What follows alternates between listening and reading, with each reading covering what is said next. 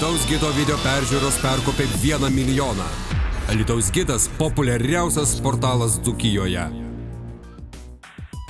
Trečiadienio rytą susidūrus dviem automobiliams nukentėjo moteris. Nelaimė atsitiko Raudonkalnio, Likiškėlių, Jurgiškių, Jazminų gatvių sankryžoje prieš 9 ryte. Škoda Fabia vairuotoja teigė, kad pajudėjo nuo sankryžos, kai jai užsidegė žalias šviesoforo signalas ir staiga pajuto galingą smūgį į dešinį automobilio šoną. Į jos automobilį rėžėsi Raudonkalnio gatve važiavęs Opelis. Įvykio metu nukentėjo Škoda vairavusi moteris, medikai ją išvežė į Alytaus apskrities ligoninę. Vairuotojų versijos išsiskyrė, tačiau atsirado įvykį matęs žmogus, kuris patvirtino Škodos vairuotojos parodymus. Įvykio vietoje kilusias aistras teko slopinti policininkams.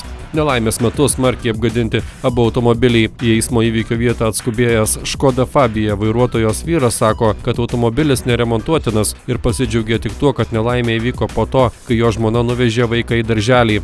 Avarijos metu sumaitotas ir Opel Vectra. Kas kaltas dėl eismo įvykio aiškinasi Alytaus apskrities vyriausiojo policijos komisariato kelių policijos skyriaus pareigūnai. Šioje sankryžoje tai jau ne pirmas eismo įvykis. Vaizdo kameros, kurios būtų naudingos narpliojant panašius įvykius, čia nesumontuotos.